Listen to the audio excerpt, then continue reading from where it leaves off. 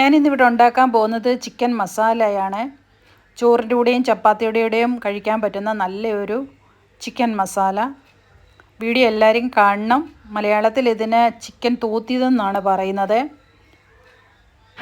അതെങ്ങനെയാണെന്ന് ഞാൻ നിങ്ങൾക്ക് കാണിച്ചു തരാം.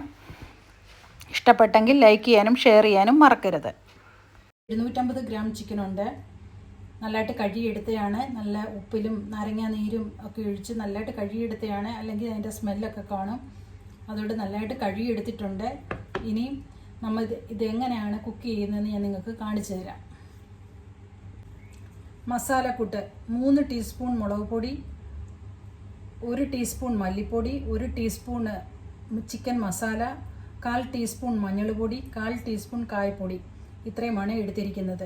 ബേസായിട്ട് എടുത്തിരിക്കുകയാണ്. ഇത് ചിക്കനകത്തോട്ട് ഇട്ട് കൊടുക്കണം. 1/2 ടീസ്പൂൺ ഉപ്പിട്ട് കൊടുക്കുന്നുണ്ട്. അതുപോലെ ഇഞ്ചി, വെളുത്തുള്ളി, പച്ചമുളക് ഇത്രയും എടുത്തിട്ടുണ്ട്. ഇതിനകത്തിൽ കുറച്ച് 4-5 വെളുത്തുള്ളിയായിരുന്നു എടുത്തത്. അതിൻ്റെ പകുതി ഇതിനകത്തിലേക്ക് ഇട്ട് കൊടുക്കണം. അതുപോലെ ഇഞ്ചിയും ചെറിയ പീസാണ് എടുത്തത്. അതിൻ്റെ പകുതി ഇട്ട് കൊടുക്കണം. പച്ചമുളക് എല്ലാം തന്നെ ഇട്ട് കൊടുക്കണം. ഇനി നമ്മൾ ശകലം വെള്ളം ഒഴിച്ച് ഇത് നല്ലതായിട്ടൊന്ന് ഇളക്കണം.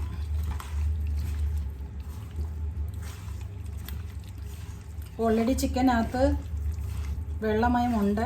അതിൻ്റെ കൂടെ ശകലം വെള്ളം കൂടെ ഒഴിച്ച് കൊടുത്ത് നല്ലതായിട്ടൊന്ന് ഇളക്കണം.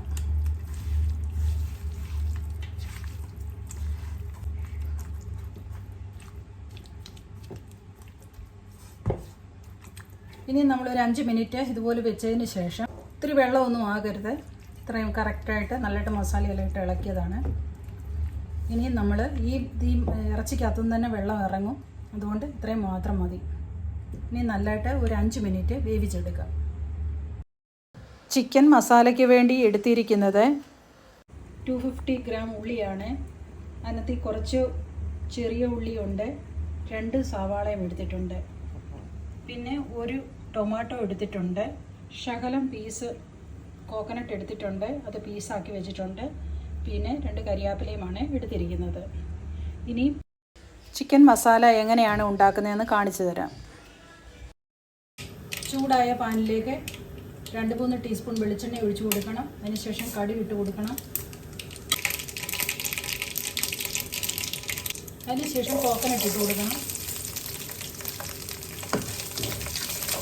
ഒരു ഗോൾഡൻ കളർ ആകുമ്പോഴേ ഇഞ്ചി വെളുത്തുള്ളി ഇട്ട് കൊടുക്കണം.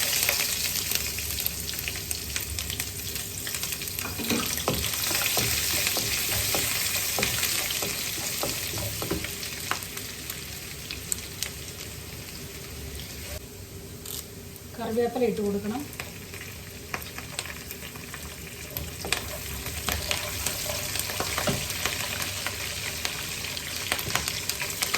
അതിൻ്റെ പച്ചപ്പൊക്കെ മാറിയതിന് ശേഷം ഉള്ളി ഇതിലേക്ക് ഇട്ട് കൊടുക്കണം.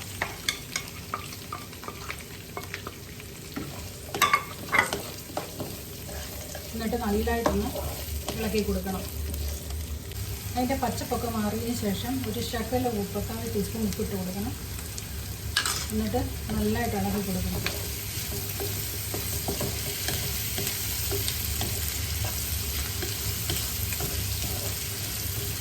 ഇനി നമ്മൾ കട്ട് ചെയ്ത് വെച്ചിരിക്കുന്ന ടൊമാറ്റോ ഇതിലേക്ക് ഇട്ട് കൊടുക്കണം. എന്നിട്ട് നല്ലതായിട്ട് ഇളക്കണം.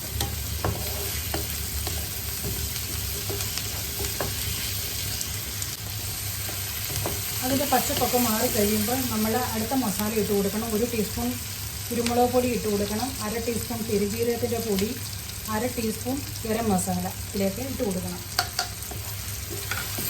എന്നിട്ട് നല്ലതായിട്ടൊന്ന് ഇളക്കി കൊടുക്കണം. ഇനി നമ്മൾ റെഡിയാക്കി വെച്ചിരിക്കുന്ന ചിക്കൻ ഇതിലേക്ക് ഇട്ട് കൊടുക്കണം. വേവിച്ചെടുത്ത ചിക്കൻ ഇതിനകത്തോട്ട് ഇട്ട് കൊടുക്കണം. എന്നിട്ട് നല്ലതായിട്ടൊന്ന് ഇളക്കി കൊടുക്കണം.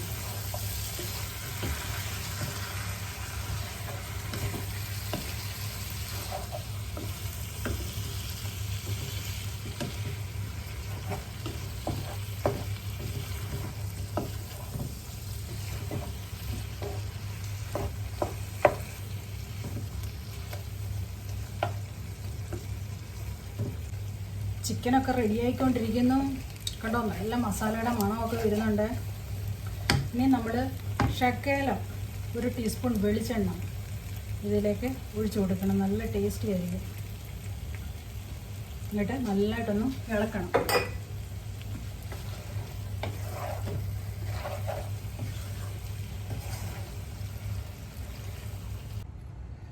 ചിക്കനൊക്കെ റെഡി ആയിട്ടുണ്ട്. നല്ല ടേസ്റ്റിയാണ്.